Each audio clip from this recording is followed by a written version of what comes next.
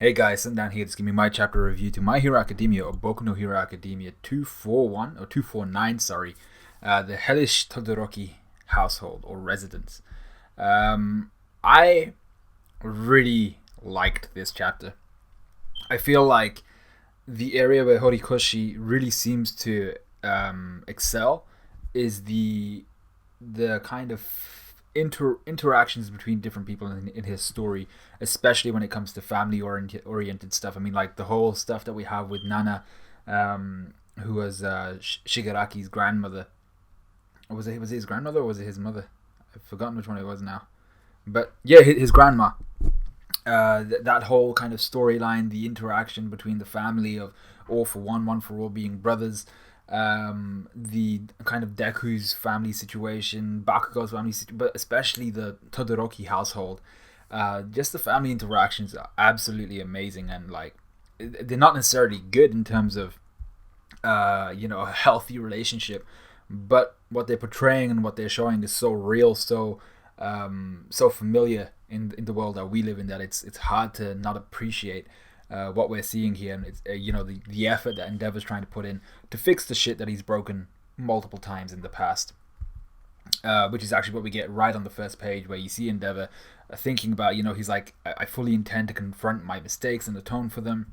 And he thinks back to this recurring dream he has, which is he's kind of he can see into his family household where he sees his wife and children all sitting happily around their dinner table, but he's nowhere to be found. He's not there. So if like people can view that in two different ways. I think maybe there are multiple ways. I haven't read too deep into this, but you can see that as kind of his absence as a father, and his the fact that his family, his kids probably don't view him as a father figure just because of how he's treated them, the abuse they've been put through because of him, the pressures on them that have been placed by Endeavor, and the fact that if they had ice powers, they were basically worthless to him, and he probably didn't even treat them as his children. So the initial thing you'd probably think there is the absent nature of Endeavor as a father. But then the second thing is, if he's having this as a recurring dream, this seems very, very death flaggy in the sense of, you don't see yourself around your family. But is that because you're not going to be around your family very much longer? Is there something you're trying to tell us, Horikoshi? So I'm just like, I I think there are death flags for Endeavor. I think there are death flags for Hawk. Sorry.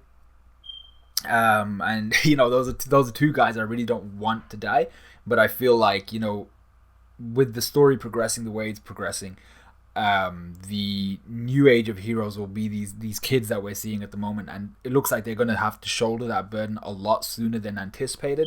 Maybe if the story is going the way it looks like it's going, with Endeavor possibly meeting a tragic end, possibly at the hands of a family member, and with Hawks probably getting ratted out and being probably executed by the League of Villains or something like that. If it looks like the current 1 and 2 heroes will probably meet tragic ends very soon, thrusting all of the responsibility of the hero world upon people like Bakugo, Deku, Shoto. But we go inside. We see the Endeavor agency has its own fully furnished residences. We see what's her name here, Burnin, I think it is. Everyone's so her name's Burnin. Deku's there. Who seems to be a morning type of guy. You see, Bakugo does not seem to be a. Even though I swear at one point it was mentioned that Bakugo is a very morning person.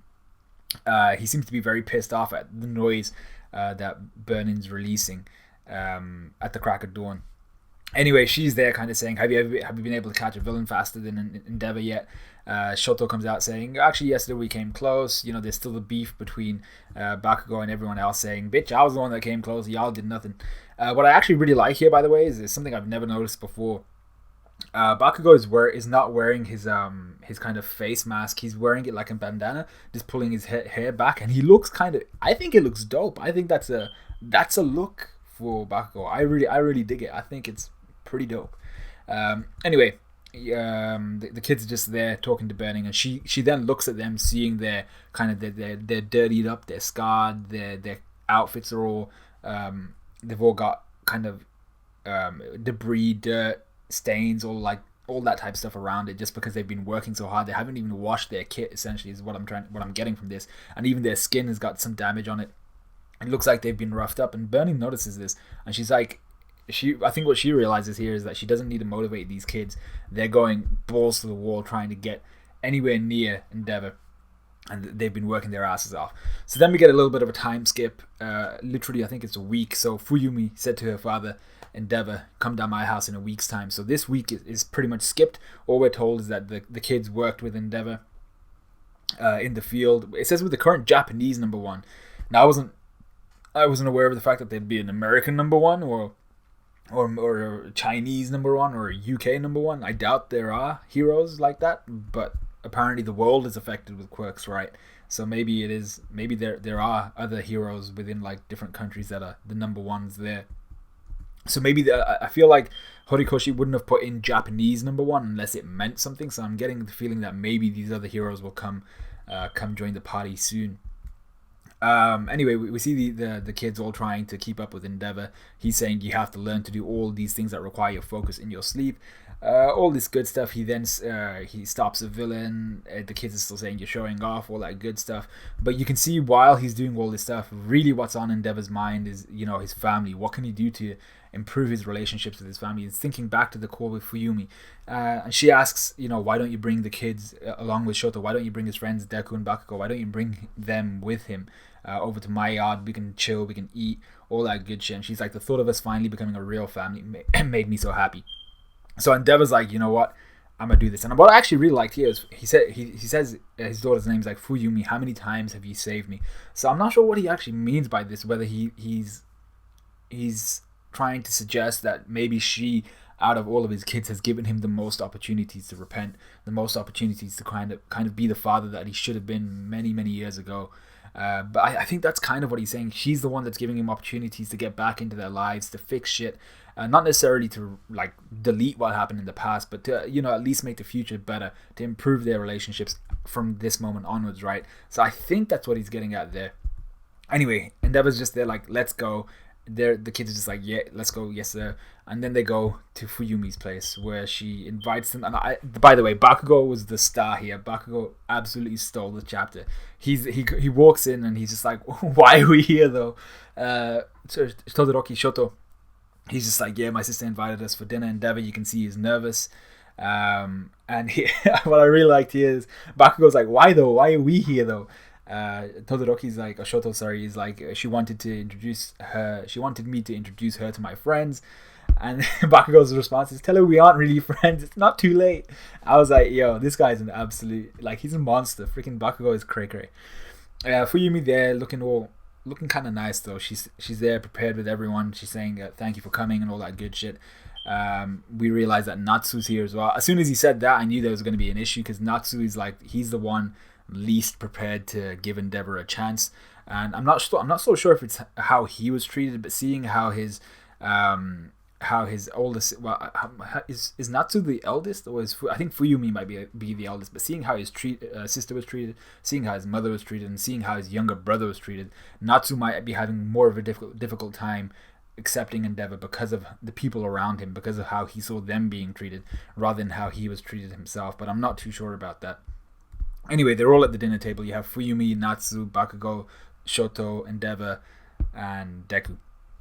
They're munching it. Deku saying the food is dank. I'm like, it's all, yeah, whatever, cool.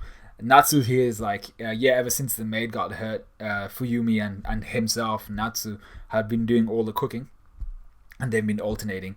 And Natsu then makes a kind of offhand comment while giving dirties to Endeavor, saying, I always overseason mine, so Endeavor may not have allowed it. And then everyone just goes silent. And you see Bakugo, I love this part of the chapter. It happens a couple times on the same page. Bakugo and Deku just go instantly silent. They're munching food and they're just like, you can literally feel all the tension in the air, them sucking the warmth out of the air, both Deku and Bakugo. And Fuyumi here just grabs freaking Natsu's thigh. She's like, bitch, you say that again, I'ma kick your ass. She asks, what kind of food do you eat at school, Shoto? And then Endeavor actually addresses the thing that Natsu's saying. He's saying, sorry, I didn't realize, next time. And then he kind of freezes. He's like, I don't really know what to say. And you see Bakugo and Deku freeze again. They're just like, what the fuck is going on? It's basically it's the same situation as the meme, right? You bring over a friend from school or from like your street or something like that. They come in, your mom starts beating your ass. They're just there kind of watching like, the fuck is going on? It's that exact same situation. Anyway, Natsu here says, you know what, I came as promised, that's good enough, right? And he leaves the room. Bakugo and Deku both freeze again. And he just says, sorry, I can't do this. And I was like I said, Natsu seems to be the least prepared to forgive Endeavor. And I'm not so sure if it's because of how badly he was handled, or maybe it might be, or treated. It might be because it might be a twofold thing in the sense of how badly he was treated, but also the fact that he was powerless to help his younger brother, for instance, Shoto. He was powerless to help his mother, and he was powerless to help his older sister, who he has a very good relationship with. This obviously this disturbs both Bakugo and Deku. They don't really know what to say. Fuyumi is obviously displeased by this. Natsu's kind of just like, I can't hack the sesh of being in the same room with my dad. Endeavor and then the kids, both Bakugo and Deku, are washing the plates, all that good stuff, washing the dishes. We realize here that Bakugo does actually know about Shoto's family situation. I think when Shoto was actually explaining it to Deku, Bakugo was there, right, behind a wall or something like that, if I remember correctly. I haven't really reread this, but he says, yeah, you guys were talking about it right next to me, as if he wasn't, behind the wall listening in on what happened.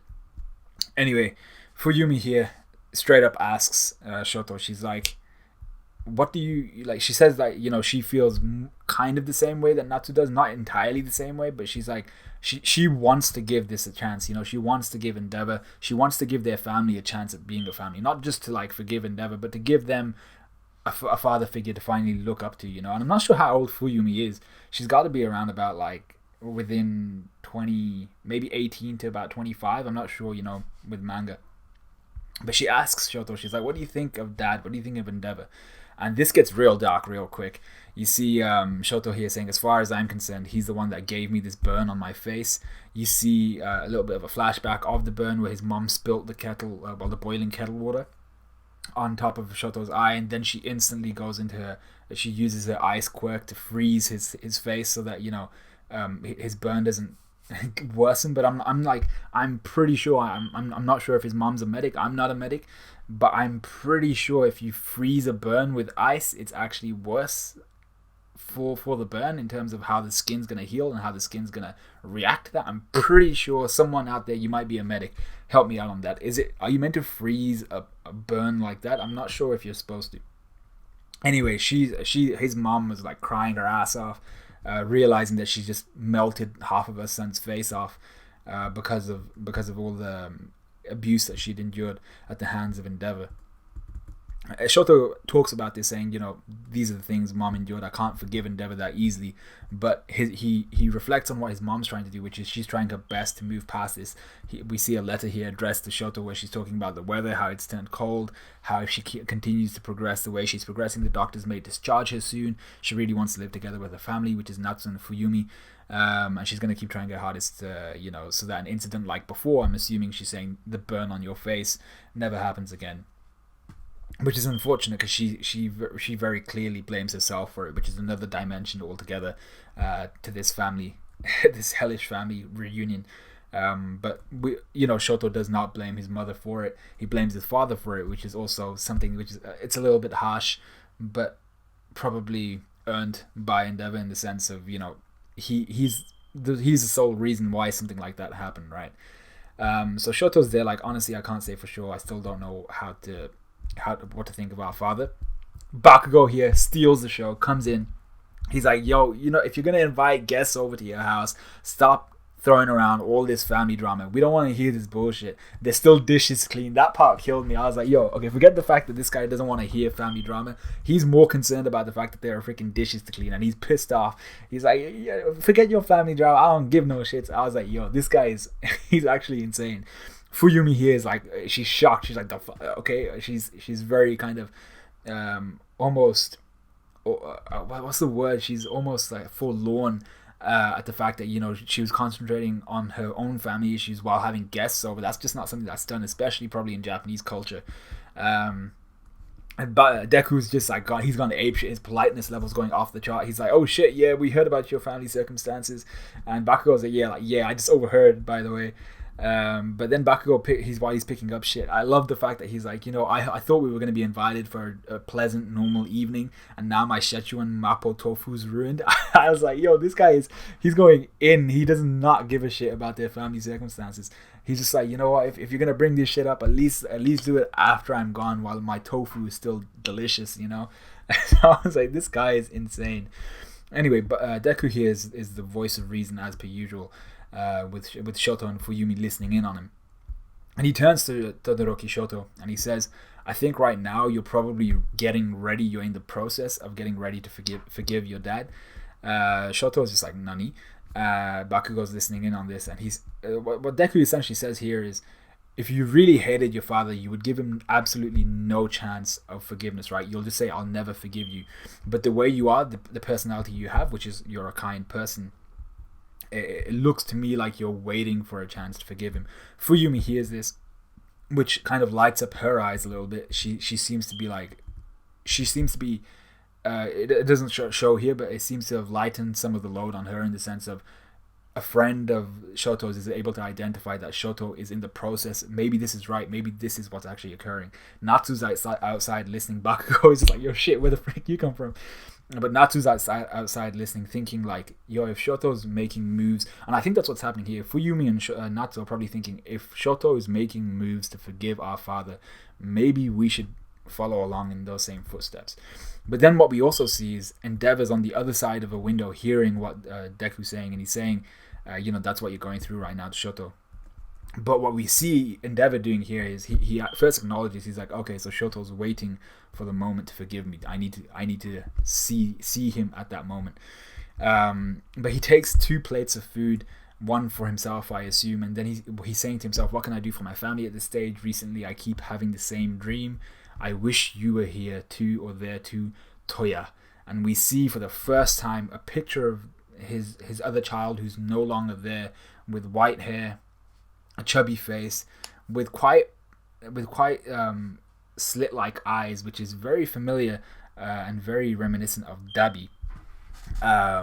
But we have no idea what happened to this kid. All we know is that he had a flame quirk that was incredibly powerful, maybe more so than Endeavor's, and he had difficulty controlling it. But this is just death flags galore. The fact that Endeavor's there thinking, waiting.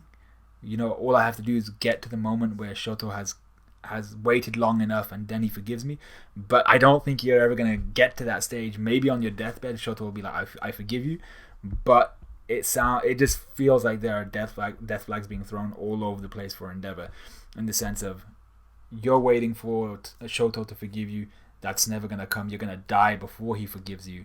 And you're going to be waiting essentially in freaking purgatory while Shoto is still kind of not sure whether he forgives you or not. So this was a kind of deep chapter. I'm not sure. Probably a lot of people are going ape shit at the Toya Dabi relationship kind of thing. I still don't know. Dabi could very well, and all the signs are pointing towards Dabi being Toya, but we still have no backstory. We still have no idea what actually happened to him. And that if Dabi is Toya, that's going to play a huge part in Endeavor's kind of assumed demise at this point. I think it's not looking so great for Endeavor. But that's the end of the chapter. Let me know what you guys thought of it. Let me know what you guys thought of this review. Like, comment, subscribe, all of that good stuff. It is kind of a very late review just because of the things that I've had going on. But other than that, I think that's about it.